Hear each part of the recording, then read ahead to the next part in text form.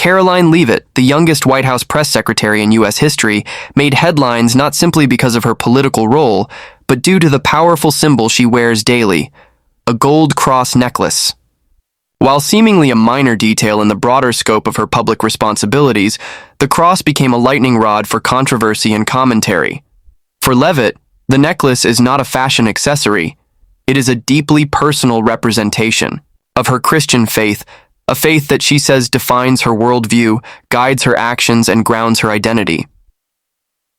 The reaction to this public display of belief underscores the increasingly complex space faith occupies in political and media discourse.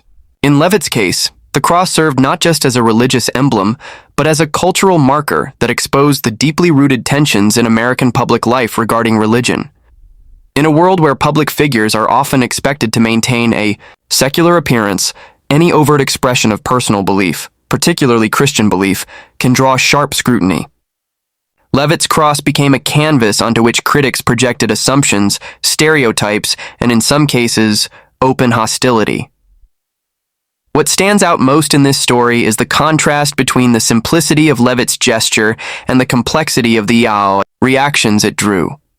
Wearing a cross for her is not a political statement, but rather a reflection of her personal journey and faith.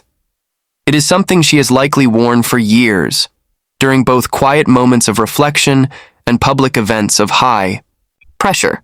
But once she stepped into the national spotlight, that small piece of jewelry became the center of a broader cultural narrative about authenticity, belief, and what it means to serve in government while remaining true to one's identity. Leavitt's own response to the criticism was both poised and firm. She made it clear that her Christian faith is integral to her life, citing her faith, her family, and her marriage as the three pillars that define who she is. She pushed back against attempts to use her beliefs as a weapon in public discourse, calling such attacks pitiful and mean-spirited. Rather than retreat or attempt to neutralize the controversy by minimizing her beliefs, she doubled down on the values that shape her. She stood tall, defending not just herself, but the broader principle that Americans, regardless of political affiliation, should be free to live out their faith without fear of ridicule or misrepresentation. What makes Leavitt's story particularly resonant is the way it reveals the unspoken double standard that often exists in public life. Expressions of certain identities or beliefs are celebrated, while others, particularly traditional Christian expressions, are sometimes treated with suspicion or contempt.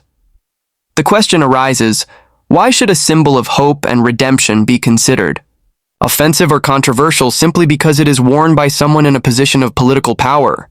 Leavitt's experience shows how personal faith, when worn outwardly, can become politicized in ways that have less to do with the individual and more to do with broader societal discomfort with religion in public life.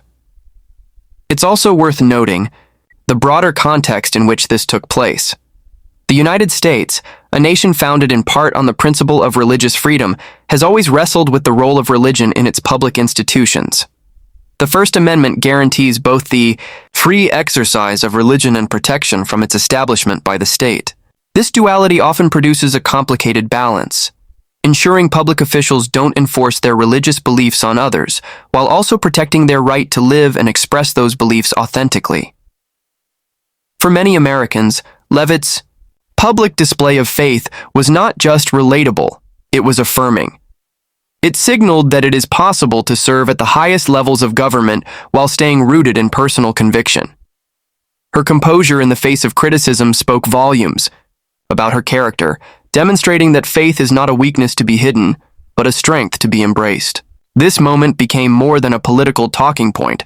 It served as a subtle reminder that personal faith, when lived consistently and sincerely, can withstand the pressures of public opinion. In the end, Leavitt's cross, and the controversy, it stirred, opened a national conversation about faith, freedom, and the evolving expectations placed on those who lead. Her experience is not unique in the annals of American political life, but it is emblematic of a new generation of leaders who are willing to stand unapologetically for what they believe in, even when it's not convenient or culturally popular. Karoline Leavitt's response to criticism of her faith was not only powerful, it was deeply personal. When confronted with remarks questioning the authenticity of her Christianity, she did not resort to political platitudes or vague generalities. Instead, she spoke from the heart, firmly defending the role her faith plays in her life. Her words weren't crafted to win votes or to fit a public relations strategy. They emerged from a place of conviction. She made it clear that Christianity is not a label she wears for convenience, but a daily lived experience that defines who she is and how she approaches her role as a public servant. In her public statement, she expressed that her Christian faith is a huge part of her life, placing it alongside her marriage and family as one of the core foundations of her identity. That declaration speaks volumes, especially in today's political and cultural climate, where public displays of religious belief are often met with skepticism or even hostility. For Leavitt, her cross necklace is not symbolic of status, power, or political affiliation. It is a reminder of her relationship with God, a source of comfort and strength amid the pressures of Washington life. Her response struck a chord with many Americans who often feel that expressions of Christian faith are increasingly marginalized in public life. There was no attempt on her part to apologize or soften her message. She didn't try to make her faith more palatable for critics. Instead, she was unapologetic, emphasizing that her beliefs are not performative but deeply held. She pointed out the absurdity and cruelty of casting doubt on someone's faith without knowing them personally, highlighting the emotional toll that such baseless accusations can take, especially on someone whose beliefs are genuine and long-standing. Leavitt's handling of the situation showed emotional intelligence and a level of maturity not always seen in the political arena. Rather than lashing out or using the moment to score political points, she calmly turned the focus back to her principles. She reminded her audience that personal faith is not a spectacle to be judged, but a relationship to be nurtured. Her words reflected a quiet confidence. She did not need to prove her faith through elaborate gestures or theological arguments. Her life, she implied, is the evidence of her belief. It's easy to forget how personal and sacred one's faith journey is. For Leavitt, this is not about optics, it is about spiritual grounding. She wears her cross not to make a statement, but because it's a part of who she is. The strength of her reply lay in its simplicity. She knows who she is, she knows what she believes, and she won't be shaken by those who try to undermine that. This kind of integrity is rare, and it's especially impactful coming from someone in such a high-pressure, high-visibility role. Her remarks also tapped into a deeper truth that resonates far beyond the Beltway, that there's a difference between professing faith and living it. She made no claims of perfection, nor did she imply that her beliefs make her morally superior. What she did assert, however, is that her faith provides her with a moral compass. It shapes how she treats others, how she handles adversity, and how she serves the American people. That quiet but powerful witness is more telling than any argument she could make in her defense. By responding the way she did, Leavitt set an example for others in public life. She showed that you can be both devout and diplomatic, principled and professional. Her words reminded people that it's possible to stand firm in your beliefs without becoming combative or divisive. Faith, she suggested, doesn't have to be a source of conflict. It can be a wellspring of compassion, courage, and clarity. Many who watched the situation unfold were likely struck by her grace under pressure. She did not let herself be defined by the comments of others. Instead, she used the moment to affirm what matters most to her. In doing so, she offered a glimpse into the kind of leadership that values authenticity over image and conviction over convenience. Her response wasn't just a rebuttal, it was a declaration that personal faith still has a place in public life, and that those who live it honestly have. Karoline Leavitt's experience as a public servant wearing her Christian faith openly reveals a persistent and complex tension between personal belief and public expectation in modern politics. Her visible expression of faith, particularly through wearing a cross necklace during press briefings, sparked more than just passing commentary. It reignited a long-standing cultural debate about how religion, specifically Christianity, fits into the life of someone in a high-profile government role.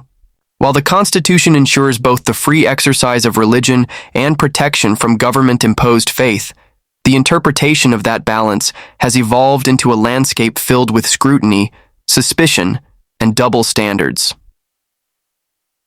Leavitt is part of a generation stepping into leadership roles unafraid to be fully themselves, bringing not only political ideals to the table, but also personal values grounded in faith. Yet, her decision to live out her Christianity publicly has highlighted how difficult it can be for people in public office to navigate faith without facing pushback. While some may view expressions of faith as inspiring or relatable, others see them as controversial or inappropriate, particularly when those expressions occur on a national stage. This contrast becomes especially apparent when symbols like the cross are perceived not just as religious identifiers, but as political statements. Her situation underscores a reality that many public figures quietly endure: the pressure to compartmentalize belief. There exists an unspoken rule that religion must be kept private, or at least subtle if one is to maintain broad public approval. But Leavitt challenges that expectation by doing something remarkably simple: wearing a cross, speaking about her faith, and refusing to hide the values that guide her. That decision places her at the intersection of two powerful forces: the deeply personal nature of spirituality and the highly public demands of political service. The tension here is not new, but in today's polarized environment, it feels sharper. Leaders are often evaluated not just for their performance, but for how well they align with public expectations of neutrality, inclusivity, and decorum. However, those expectations can become distorted when faith is involved. What should be a celebration of diversity, people of different backgrounds, cultures, and beliefs contributing to public life, can instead morph into a quiet pressure to conform to secular norms. In that climate, someone like Leavitt becomes an anomaly, not because of any wrongdoing, but because of her refusal to mute her spiritual identity. This dynamic raises important questions about authenticity and leadership. If public servants are discouraged from expressing core parts of who they are, what does that say about our understanding of representation? Faith, for many, is not merely a private practice. It shapes moral judgment, influences decision-making, and provides a source of strength in times of crisis. When political figures draw on that faith, they bring a deeper dimension to their service.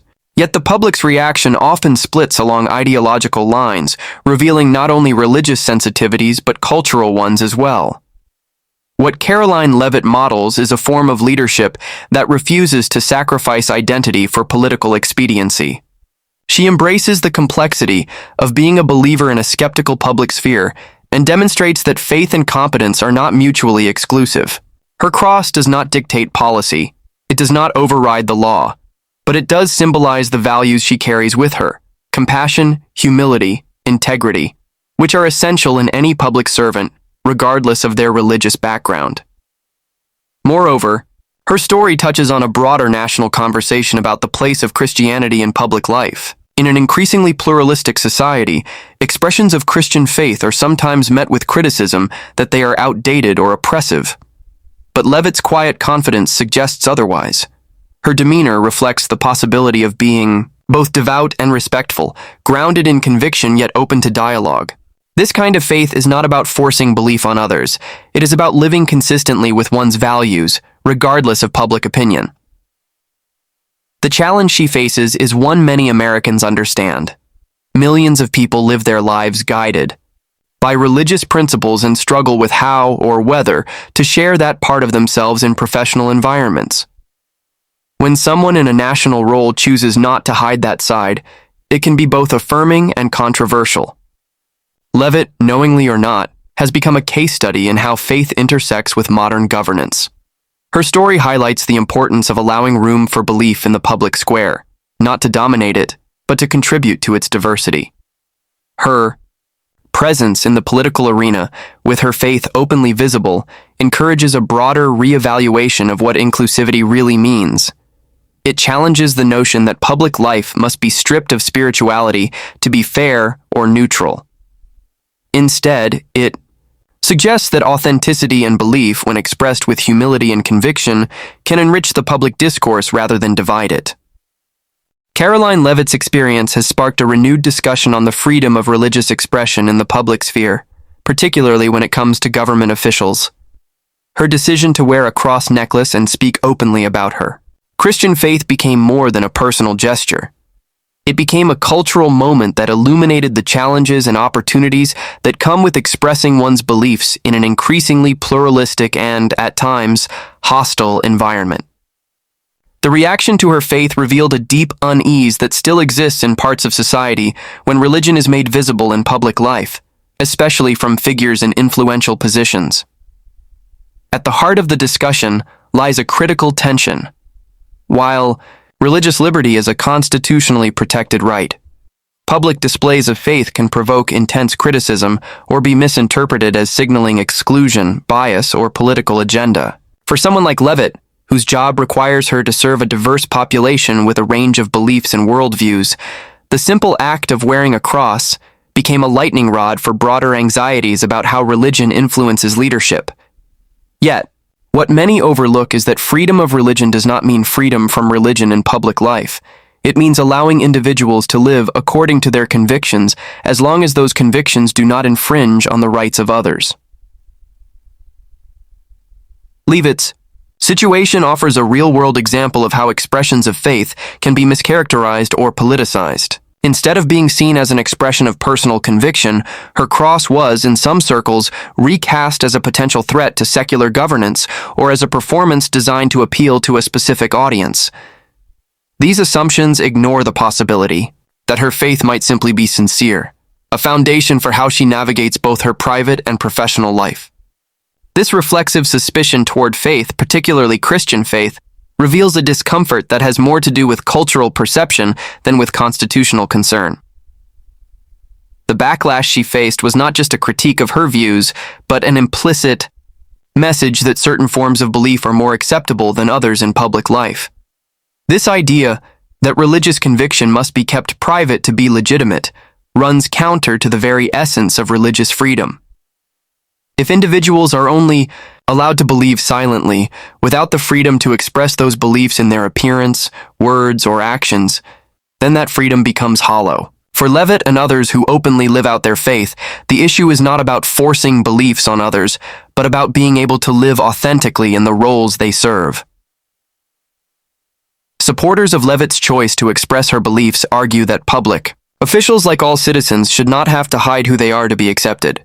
When someone brings their full self to their work, including their spiritual beliefs, it can create a richer, more principled approach to leadership. Her example shows that it is possible to honor one's faith while also upholding the constitutional boundaries that separate religion from the functions of government. The real test of pluralism is not whether we tolerate people who agree with us, but whether we respect the rights of those who live and believe differently. The controversy also highlights how the cultural meaning of religious symbols has shifted in recent years. For some, a cross is a source of inspiration and peace. For others, it may conjure memories of exclusion or conflict. But dismissing or condemning someone's sincere faith expression based on symbolic interpretations prevents genuine understanding and dialogue. It shuts down the possibility of seeing that faith can be a force for service, humility, and justice, values that align with the responsibilities of public leadership. Leavitt's response to criticism was grounded in grace and clarity. She emphasized that her faith is central to her life, a source of strength in her service, and something that should not be diminished by public pressure. She neither proselytized nor withdrew. Instead, she stood firm, modeling how to navigate faith in the public eye without weaponizing it or shrinking from it. Her example speaks to a broader need for a culture that allows room for people to be open about their beliefs without fear of being misrepresented or silenced. In a time when authenticity is often demanded yet rarely accepted when it challenges prevailing norms, her stance offers a reminder that belief can be both personal and public. It can shape one's character without dictating policy. Her story encourages reflection on what kind of public discourse we want to cultivate. One that suppresses expressions of faith out of fear, or one that welcomes diverse perspectives, including those grounded in spiritual conviction. By standing firm in her identity, she pushes that conversation forward, asking us all to consider what true tolerance and inclusion really look like. Karoline Leavitt's story serves as more than just a political moment or a media talking point. It's a reflection of the deeper cultural currents shaping how society views faith, identity, and authenticity in public life. At the center of it all is a young woman who chose not to compromise the values that have shaped her character. In an environment where public figures are often encouraged to mold themselves into polished, non-offensive images, her decision to live out her faith openly was a quiet act of courage. She didn't need to shout or argue to make her point. She simply stood firm, wearing her cross not as a statement to others, but as a reflection of her relationship with God. This unwavering posture under scrutiny reminded many that faith can coexist with public responsibility. It does not need to be hidden to be respectful, nor does it need to be weaponized to be meaningful. What Karoline modeled was a balance, a grace-filled resilience that allowed her to engage with critics without abandoning her principles. That strength comes not from political calculation, but from a deep well of spiritual conviction, something that many Americans, whether religious or not, find admirable. Her story also offers a much-needed reminder of the First Amendment's original intent to ensure freedom of religion, not freedom from it. The idea was never to erase belief from public life, but to prevent the government from dictating it. In that light, expressions like Karoline's aren't threats to democracy. They are evidence of its strength. They show that the system allows for people of diverse beliefs and backgrounds to participate fully and authentically. Beyond politics, this moment invites a broader cultural reflection. When did we begin to treat sincerity with suspicion? Why? Is it that when someone speaks openly about their faith, the first instinct is often to question their motives rather than understand their heart? Karoline's calm, firm response to ridicule shifted that conversation, if only slightly, back toward a healthier place, one where people can be themselves without fear of being misrepresented. In a time when division often defines public discourse, her story offers a different model, one of integrity, clarity, and courage. It's a reminder that it is still possible to stand for something higher, even when the world tries to push you down. And perhaps most importantly, it affirms that faith, when rooted in humility and love, still has the power to shape not only individual lives, but also the public square for the better. As new generations step into leadership, they will look to examples like Karoline's not because she was loud, but because she was unwavering. She wore her faith openly, spoke with conviction, and walked through criticism with dignity. And in doing so, she reminded the nation of something timeless, that true strength is found not in conformity, but in conviction, and that greatness often begins in quiet acts of courage rooted in something far deeper than public